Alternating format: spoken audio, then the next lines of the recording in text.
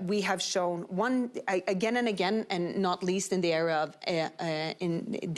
of energy, that we love to be very ideologically driven, and sometimes putting even our faith in our own political rhetorics instead of seeing that, well, that will still be out-trumped by the basic laws of physics. So how to become truly technology neutral, and especially in terms of AI, how do you regulate and make a policy for something that is shape-shifting faster than a Pokemon? Is one thing today, is going to be a completely different thing by the time the Swedes hop around the Swedish midsummer pole singing a little frog song. And that's just in 6 months' time, hopefully, and then the Swedes will get the sun back. I'm planning a reconvening of this session up in Sweden for this. Exactly. By which point we would have solved all these problems. Hopefully, but so that's the one on technology neutrality, because most democracies are not built for speed. We're built for stability, and the European Union for sure is built for stability. The second one is then tempo, and the third one is because look at Sweden, we're cutting some of our permitting process by half. That's a great success, but it's still way too many years for you to get connected to the grid system. And the third and last part that I'm obsessed with is, who do you partner up with nowadays?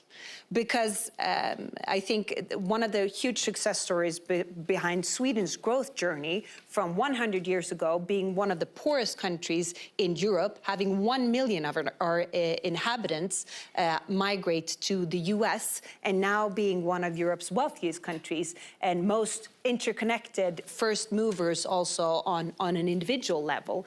I mean, that is because we partner up between public and private sector. We've actually managed to solve problems together, but we've also done it with other countries, and that's becoming even more challenging. So we'll talk with some business people. That's who we have to your left in a moment. So the partnership point will surely get taken up. Let me press you just a little bit on the idea of speed. It was very impressive, the statistic you cited about accelerating and permitting. Across Europe, I know the general figure is that it takes multiple years to get new projects cited. Some of the concerns companies have is that there might be, the first to file rather than the first to actually deploy. There might be projects that aren't really substantial, they're clogging up the queue.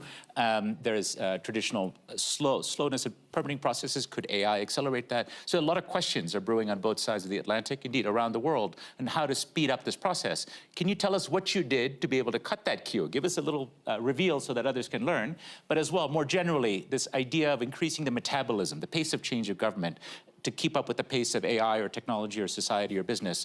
How realistic is this? Well, I would say, first of all, you have to be able to zoom out and see it speed up or die. I mean, look at the growth gap between Europe and India today, and the EU and US.